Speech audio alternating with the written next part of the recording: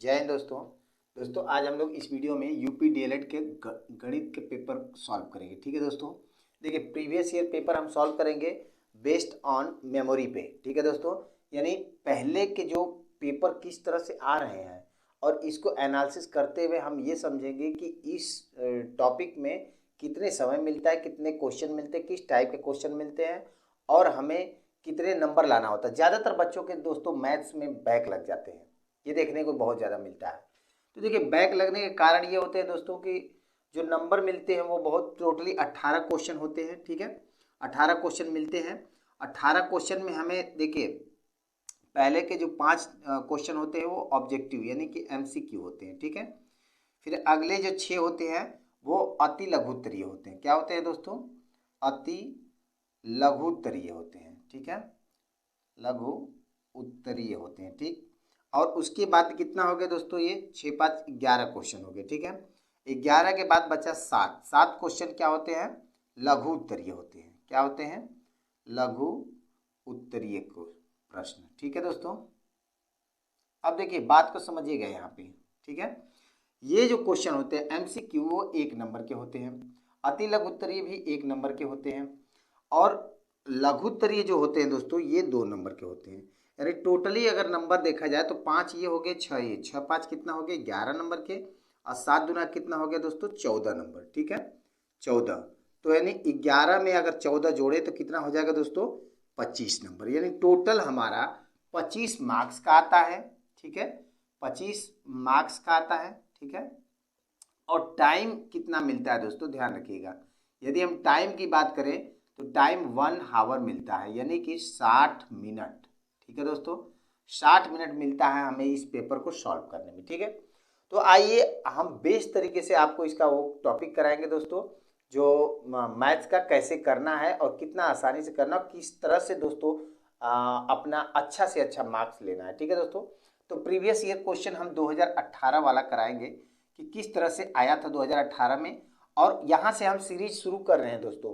तो हर सीरीज लेके चलेंगे, आपको हर टॉपिक का लेके चलेंगे, हर कुछ लेके चलेंगे ताकि आपको आसानी रहे और इजी वे हर सब्जेक्ट को बिल्कुल फ्री में आपको मिले। यूट्यूब पे सारा सब्जेक्ट, चाहे आपको शिक्षण अधिगम का सिद्धांत हो, बाल विकास हो, मैथ्स हो, हिंदी हो, चाहे साइंस कंप्यूटर हो या फिर अन्य कोई सब्जेक्ट हो, सारा कुछ यूट्यूब पे आप लोग फ्री मिलेगा। ठीक है दोस्तों, तो चैनल को सब्सक्राइब कीजिए अगर नए हैं तो, और शेयर कीजिए। ठीक है, तो आइए क्वेश्चन पे चलते हैं।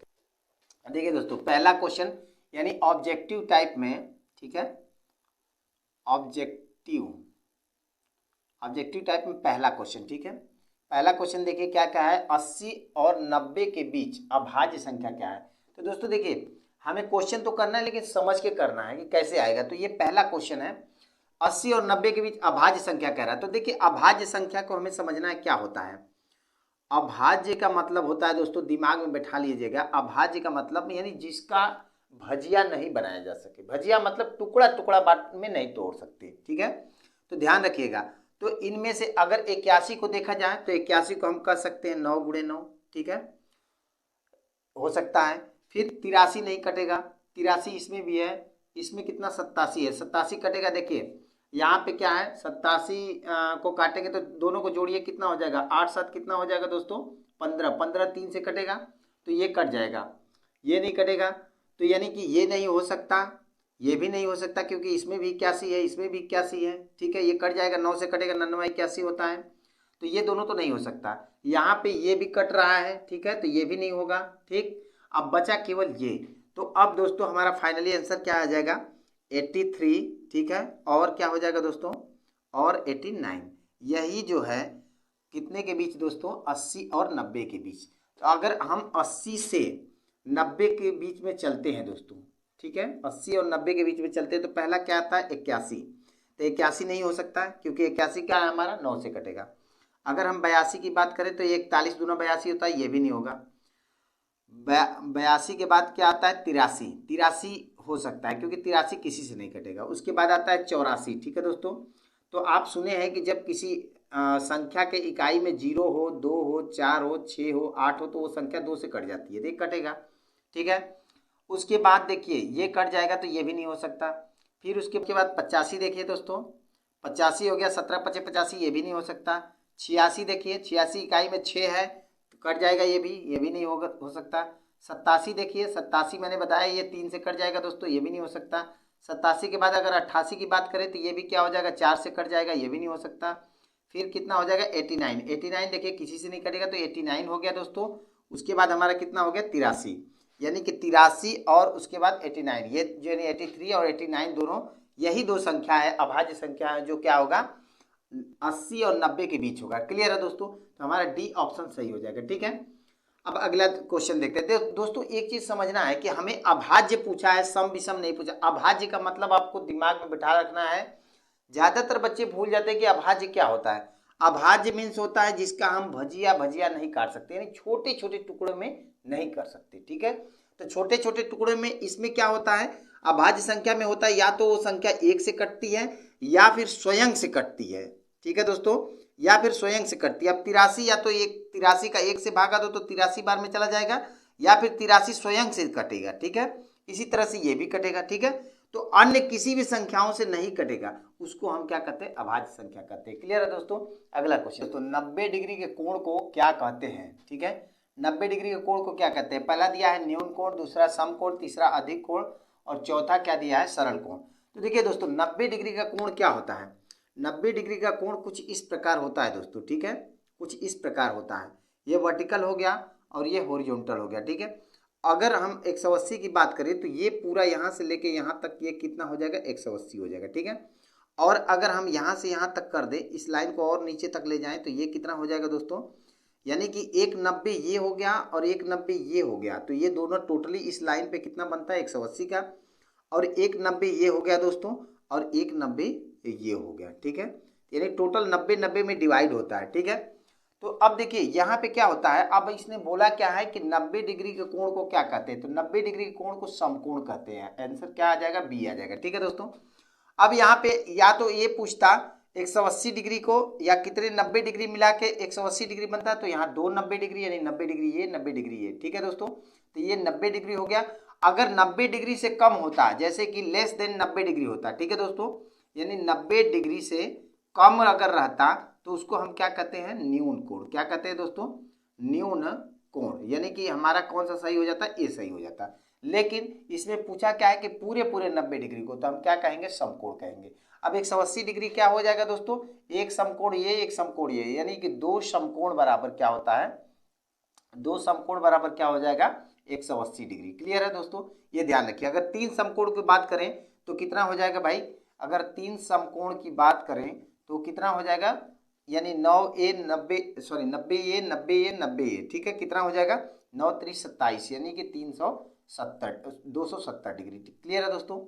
अगला क्वेश्चन, वृत्त के किन्हीं दो बिंदुओं को मिलाने वाले रेखाखंड को क्या कहते हैं। ठीक है, तो देखिए इसमें क्या दिया है, परिधि दे रखा है, जीवा दिया है, चाप दिया है, त्रिज्या दिया है। तो देखिए पहले वृत्त को देखते हैं दोस्तों, तो ये हमारा वृत्त हो गया। ठीक है, इसमें परिधि क्या होता है, परिधि यानी यहाँ से लेके ये जो किनारे किनारे की अगर हम लंबाई माप दें तो ये क्या कहलाता है, परिधि। ठीक है, ये परिधि। और जीवा क्या है दोस्तों, जीवा होता है एक पॉइंट से लेके दूसरी पॉइंट तक की ये रेखा। ठीक है, इसको क्या कहेंगे, हम जीवा कहेंगे। चाप क्या होता है, इसमें कोई एक टुकड़ा कटा हुआ, यानी परिधि का ही कोई एक टुकड़ा कटा हुआ, उसको हम क्या कहेंगे, चाप कहेंगे। और त्रिज्या क्या कहते हैं, जो इस वृत्त का केंद्र है दोस्तों, इस केंद्र से बाहरी सरकमफ्रेंस जो होता है, यानी कि बाहरी परिधि से टच किया हुआ जितनी दूरी होता है उसको हम क्या कहते हैं, वो त्रिज्या हो जाता है। ठीक है ना, वो त्रिज्या हो जाता है। तो अब देखिए यहाँ क्वेश्चन पूछा क्या है कि वृत्त के किन्हीं दो बिंदुओं को मिलाने वाली रेखा खंड को क्या कहते हैं। तो देखिए यदि त्रिज्या है तो वृत्त के एक ही बिंदु पे मिल रहा है, यही मिल रहा है, इधर नहीं मिल रहा है दूसरी साइड, ये तो केंद्र है। ठीक है, ये तो केंद्र माना हुआ है। अब यहाँ पे देखिए इसकी अगर हम बात करें तो ये क्या है, इधर भी एक बिंदु है और इधर भी एक बिंदु है, तो इसलिए हमारा क्या आंसर हो जाएगा दोस्तों, जीवा हो जाएगा। क्या हो जाएगा, जीवा आंसर सही होगा। ठीक है, तो option number B is correct answer. ठीक है दोस्तों, अगला क्वेश्चन देखते, निम्न में से 5 से विभाज्य संख्या है। तो देखिए दोस्तों विभाज्यता का एक नियम है, चाहे आप 1 से चले जाइए, 1 का तो सब संख्या विभाजित हो जाएगी। अब 2 का मैं बता दे रहा हूँ, 2 का विभाजित होने के लिए कौन कौन सी संख्या क्या चीज होना चाहिए दोस्तों, तो जिस संख्याओं के अंक में, संख्या चाहे 2 अंक का हो, 4 अंक का हो, 10 अंक का हो, 15 अंक का हो, ये चीज ध्यान रखिए दोस्तों, संख्या चाहे जितनी मर्जी बड़ी हो, बस इतना चीज ध्यान रखेंगे आप अपने दिमाग में ना, तो हमेशा क्वेश्चन को सही से कर ले जाएंगे। ठीक है, तो देखिए 2 से विभाजिता का नियम क्या है कि जिसके इकाई में, संख्या का इकाई जैसे मान लो ये है या फिर ये है या फिर ये है, ठीक है, इकाई का अंक, जिसके इकाई के अंक में या तो 0 हो या 2 हो या 4 हो या 6 हो या 8 हो, यदि इनके इकाई के अंक में ये संख्याएं हैं तो वो संख्या 2 से पूर्णतः विभाजित हो जाएगी। क्लियर है दोस्तों। अब मैं 3 की बात करता हूँ, 3 की बात करता हूँ, या तो अगर मान लो छोटी संख्या है तो उसको हम डायरेक्ट 3 से देख लेंगे कि 3 से विभाजित हो रही है या नहीं हो रही। अगर मान लो इस तरह की बड़ी संख्याएं हैं तो उनके अंकों का योग, क्लियर है दोस्तों, ध्यान रखिएगा, उनके अंकों का योग, उनके अंकों का योग, ठीक है दोस्तों, योग यदि 3 से विभाजित हो जाए, यदि 3 से विभाजित हो जाए, विभाजित हो जाए, विभाजित हो जाए तो वो संख्या पूरी तरह 3 से विभाजित हो जाएगी। क्लियर है। अब जैसे मान के चलिए अगर मैं कहूँ 27 है तो 27 को जोड़ेंगे कितना हो जाएगा दोस्तों, 7 अदू 9 हो जाएगा। अब 9 हो गया तो 9 को हम क्या करेंगे दोस्तों, 9 हो गया तो 9 इस 3 से विभाजित हो जा रहा है, कट जा रहा है, तो इसका मतलब है कि 27 भी 3 से कट जाएगा। ठीक है, इसी तरह से मान के चलिए कि हमारे पास कोई भी ऐसी बड़ी संख्या हो या छोटी संख्या हो, जो कोई भी संख्या हो जिससे क्या होता है 3 से विभाजिता देखना है तो उनके अंकों का योग देख लेंगे। ठीक है, और अंकों का योग आने के बाद जो संख्या आ रही है, जैसे मान लीजिए 15 आ रही है या फिर 27 आ रही है या फिर 81 आ रही है, कुछ भी आ रहा है, तो अब उसके बाद इनको देखना है कि क्या ये 3 से कट जा रही है। अगर कट जाएगा तो वो अंक वाली जो बड़ी संख्या है वो भी पूरी तरह 3 से विभाजित हो जाएगी। ठीक है, 4 का विभाजिता नियम वही है दोस्तों, जो 2 से कटेगा वो 4 से भी कटेगा। ठीक है, अब 4 के बाद 5 का देख लीजिए जो हमारे प्रश्न में दिया है। ठीक है, 5 का, तो 5 में क्या होता है दोस्तों, एक ही कंडीशन है 5 में, या तो हमें इकाई में 0 हो या 5 हो, तो वो पूरी तरह से विभाजित हो जाएगी 5 से। तो पहले सबसे देखना है कि इकाई के शून्य में इकाई है ना, तो इकाई है ना, तो 5 है, न तो 0 है ना 5 है, तो इसलिए ये नहीं कटेगा। यहाँ भी वही है तो ये भी नहीं कटेगा, यहाँ भी वही है नहीं कटेगा, ये है तो इसलिए ये कट जाएगा। तो यानी आंसर क्या आ जाएगा हमारा, डी ऑप्शन करेक्ट हो जाएगा। क्लियर है दोस्तों, तो ये चीजें समझ के रखना है, ये आगे कभी भी क्वेश्चन में काम आएगा। ठीक है, अगला क्वेश्चन देखते हैं। देखिए 15% का भिन्न रूप होगा। ठीक है, देखिए पहला ऑप्शन है 3/20, 20/3 और उसके बाद 4/20 और 5/20। ठीक है दोस्तों, तो देखिए इसके क्वेश्चन पे मत जाइए, पहले क्वेश्चन को समझिए और आंसर को मत जाइए। ठीक है, कह रहा है 15% का भिन्न रूप क्या होगा। तो देखिए दो चीज होता है दोस्तों, या तो भिन्न को हम प्रतिशत में बदले या प्रतिशत को भिन्न में बदले। तो दो चीज फैक्ट समझ लेते हैं, आप आसानी से क्वेश्चन का आंसर निकाल लेंगे। ठीक है, तो देखिए पहला चीज हम समझते हैं कि भिन्न को हम प्रतिशत में कैसे चेंज करेंगे। मान लीजिए हमारे पास भिन्न 3/4 है, 3/4 को हमें किस में चेंज करना है, प्रतिशत में चेंज करना है। तो देखिए प्रतिशत में चेंज करने के लिए दोस्तों हम गुणा कितना का करते हैं, 100 का करते हैं। ठीक है, 100 का गुणा करते हैं, तो 100 का जब गुणा करेंगे तो 4 से काटेंगे कितना हो जाएगा दोस्तों, ये 25 हो जाएगा।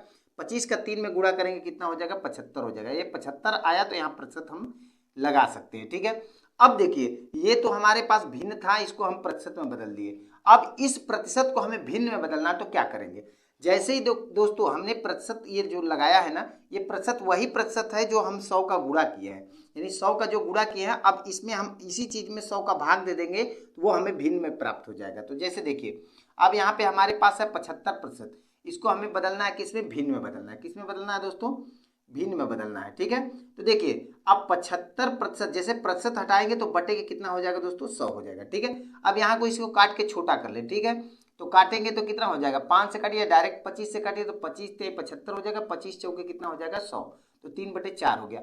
अब हम आते हैं क्वेश्चन पे। क्वेश्चन में क्या दिया, 15% का भिन्न रूप क्या होगा। तो 15% दिया है, तो प्रतिशत जब दिया है तो इसका मतलब क्या है कि इसके बटे में 100 है दोस्तों। ठीक है, जैसे ही प्रतिशत हटाएंगे, यानी हमारे पास 15% है दोस्तों, तो प्रतिशत को जब भी हटाएंगे तो क्या हो जाएगा, 15 बटे हम लिख सकते हैं 100।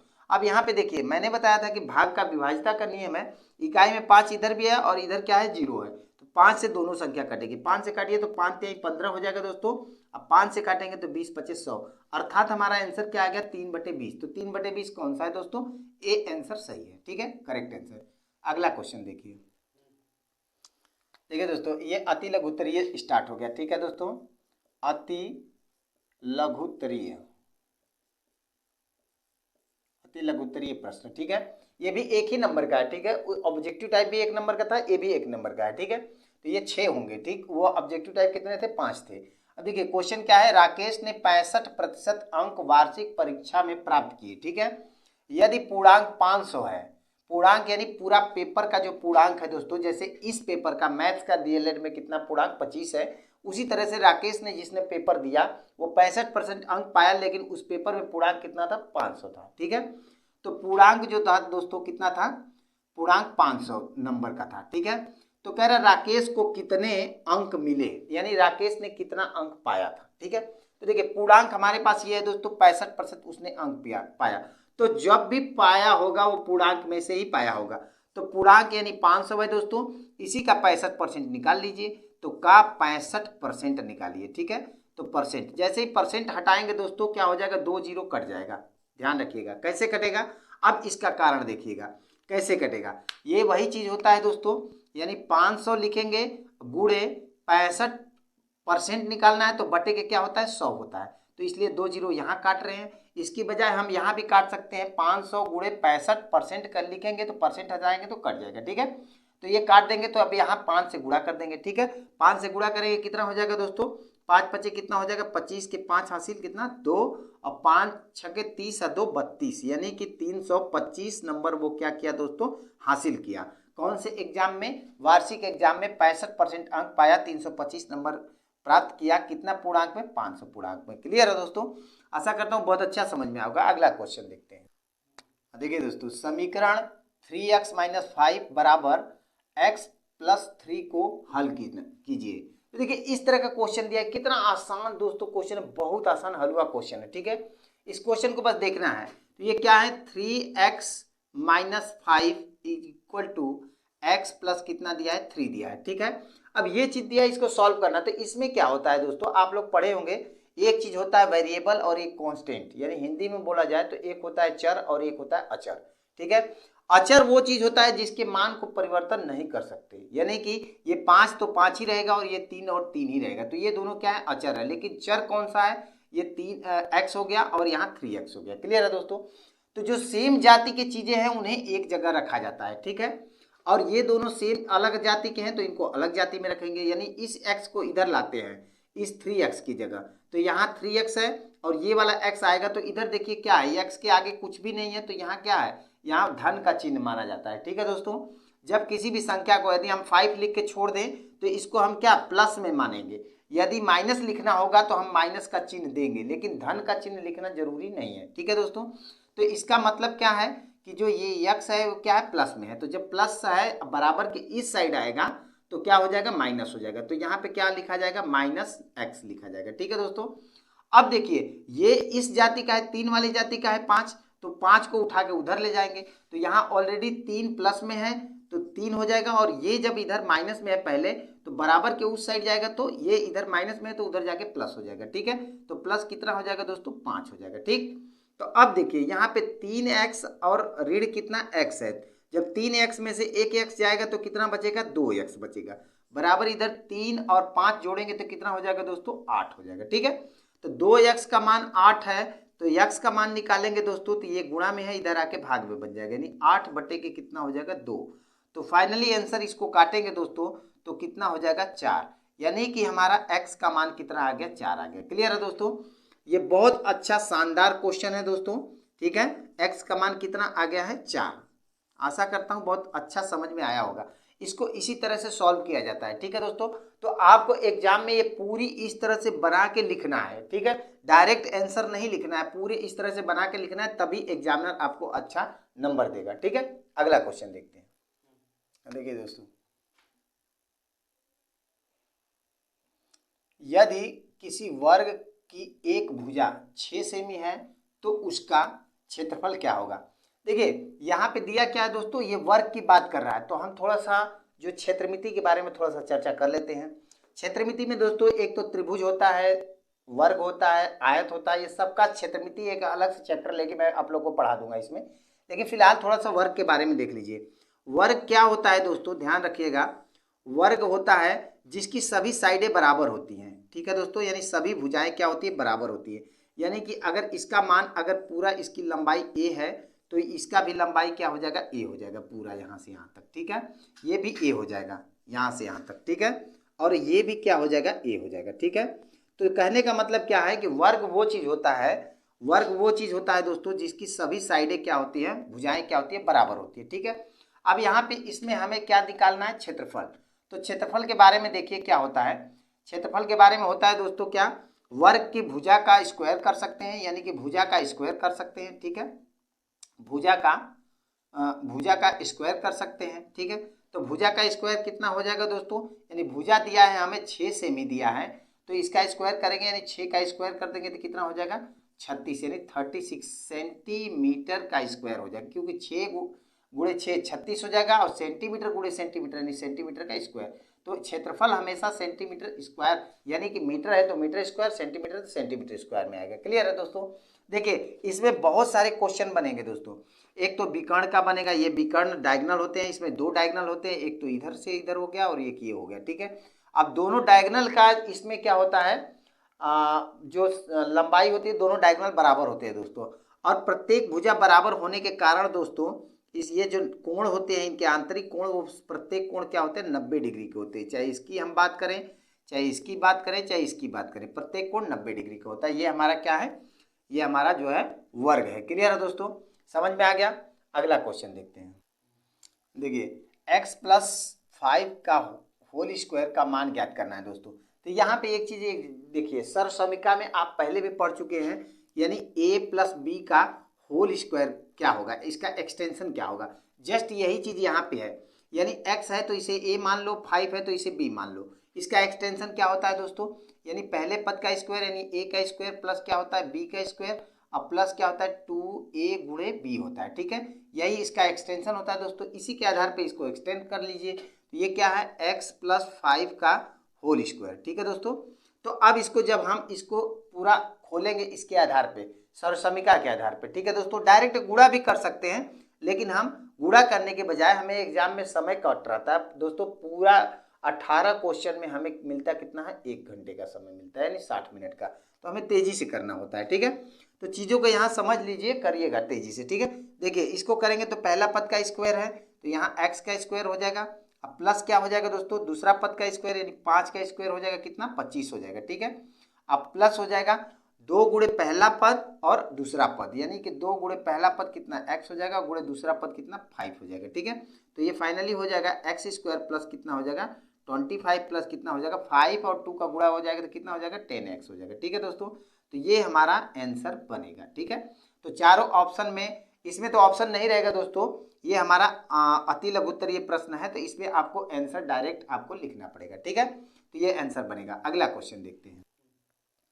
देखिए दोस्तों, पटरी और प्रकार की सहायता से, पटरी बोला जाए तो क्या है, स्केल हो गया, ठीक है दोस्तों, स्केल हो गया, जो स्टील रूल कहा जाता है, ठीक है। पटरी और प्रकार, तो प्रकार जो होता है जिसको हम क्या करते हैं, एक जगह कॉपी में धंसा के दूसरी तरफ क्या करते हैं, पेंसिल लगा के चाप मारते हैं, ठीक है दोस्तों। इस प्रकार की सहायता से 60 डिग्री का कोण बनाइए। तो देखिए कभी 60 डिग्री का कहता है, कभी 45 डिग्री का कह देगा, कभी 90 डिग्री का कह देगा। क्लियर है दोस्तों। तो ये हमारा जो गणित है दोस्तों, ये किसका है, ये प्रथम सेमेस्टर का है, ठीक है दोस्तों, ध्यान रखिएगा, ठीक है ना। अब देखिए ये प्रथम सेमेस्टर में इस तरह का क्वेश्चन पूछा जाता है कि 60 डिग्री का, 45 डिग्री का और 90 डिग्री का, ठीक है, 90 डिग्री का। तो अब चीजें समझिए, अगर हमें पूछता है 60 डिग्री या 45 या 90 तो कैसे बनाएंगे। तो एक हमें सीधी लाइन ले लेना है दोस्तों, ठीक है।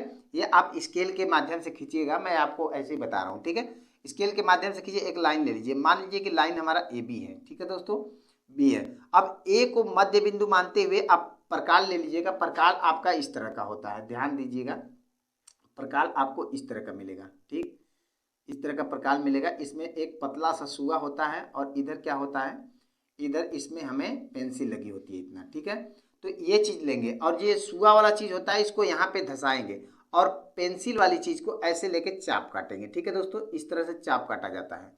तो जो चाप काटा जाता है ये पहला वाला, ठीक है। उसके बाद क्या करते हैं, हमें बनाना है पहले 60 डिग्री का। तो यहाँ पे अब इस तरह चाप मार दिए, अब इसको हटाएंगे, प्रकार को उठा के फिर यहाँ नीब लगाएंगे। तो ये पहला चाप यहाँ काटेंगे, ठीक है। तो ये पहला चाप काटा जाता है दोस्तों, यानी जितनी दूरी से यहाँ चाप मारे और फिर वहीं से उठा के इतनी दूरी पे यहाँ चाप मारे, ये कितनी डिग्री का जो पहला वाला चाप जो कटेगा, इसको अगर हम मिलाएंगे ए और पी को, मान लीजिए पी पॉइंट पे कटा है, तो ए और पी को मिलाएंगे, ये पहला ही हमारा क्या होता है 60 डिग्री का होता है। क्लियर है दोस्तों। अब उसके बाद अगर 45 डिग्री का बनाना है तो देखिए पहले हमें 90 डिग्री का बनाना पड़ेगा, फिर उसको समविभाजित करना पड़ेगा, आधा करना पड़ेगा, यानी 60 हो गया, पहला 60 आया, फिर और अगला काटेंगे तो ये भी 60 हो जाएगा।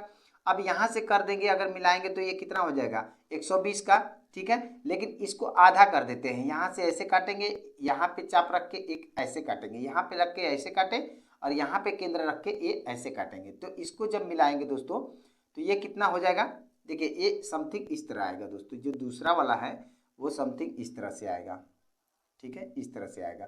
और ये वाला जो इसको हम बनाएंगे दोस्तों तो ये लगभग हमारा इस तरह से आएगा, ठीक है ना। ये हम बना रहे हैं हाथ से तो थोड़ा इफेक्ट जाएगा, लेकिन जब आप पटरी प्रकार से बनाएंगे तो बिल्कुल करेक्ट जाएगा। तो ये कितना हो जाएगा, यानी कि 60 तो ये हो गया दोस्तों, 30 ये हो जाएगा, तो 60-30 कितना बन जाएगा, ये 90 डिग्री का कोण बन जाएगा, ठीक है, 90 डिग्री का बन गया। अब हमें 45 का बनाना है तो 45 का क्या करते हैं, इसको समविभाजित कर देंगे, यानी यहाँ पे रख के एक चाप काट देंगे इस तरह से, और एक पॉइंट यहाँ पे रख के एक चाप ऐसे काट देंगे, जहाँ पे मैच करेगा दोस्तों इसको सीधा हम मिला देंगे, ठीक है, इस तरह से सीधा मिला देंगे, ये बन जाएगा जो नीचे से लेके ये 45 डिग्री का बन जाएगा, ठीक है। तो इसको प्रैक्टिस कर लीजिएगा, बहुत आसान है दोस्तों, ठीक है। अगला क्वेश्चन देखते हैं, ये अति लघुत्तरीय का दोस्तों आखिरी क्वेश्चन है, ठीक है। देखिए संख्याओं 13, 39 और 273 के मौसम ज्ञात कीजिए, ठीक है दोस्तों। मौसम यानी क्या हो गया हमारा HCF बोला जाए तो मौसम हो गया, ठीक है। अब इसमें हमें क्या क्या दिया है, 13 दिया है, 39 दिया है, 273 दिया है, ठीक है ना, 13, 39 और 273। तो देखिए हमें मौसम जब निकालना है दोस्तों तो आप लोग को देखिए ट्रिक जो बताऊंगा वो ट्रिक आप लोग को केवल टेट सुपर टेट में लगाना है, ठीक है। लेकिन यहाँ पे जो यूपी डीएलएड है, फर्स्ट सेम है या सेकेंड सेम या थर्ड सेम, जिस सेम का है, तो यहाँ पे हमें एक्सटेंशन करके यानी कि लंबा विस्तार से ही करना है। क्लियर है दोस्तों। तो ट्रिक मैं सबको जो भी यूपी टेट सुपर टेट के लिए बताऊंगा, लेकिन यहाँ पे हमें एक्सटेंशन करके करना है। तो देखिए इसका जो भाग विधि होता है दोस्तों, भाग विधि से कर लीजिए, और आसान है, कई सारी विधियां हैं। तो देखिए पहले हम क्या करेंगे, 13 का भाग उससे बड़ी वाली संख्या यानी 39 में देंगे। तो देखिए 13 या 39 हो गया दोस्तों, यानी कि क्या हो जाएगा, ये पूरा पूरा कट जा रहा है, ठीक।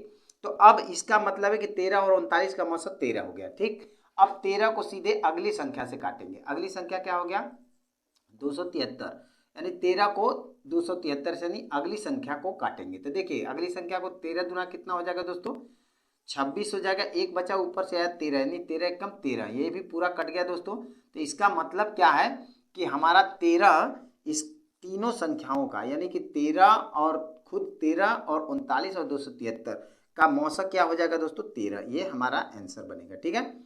और अगर इसके अलावा कई सारी चीज़ें टुकड़ों में तोड़ के कर सकते हैं, गुणनखंड बना के कर सकते हैं, लेकिन सबसे आसान ये है, इसी तरह से आपको एग्जाम में करना है, जिससे पूरी तरह से नंबर आपको सही और सेफ मिलेगा, ठीक है।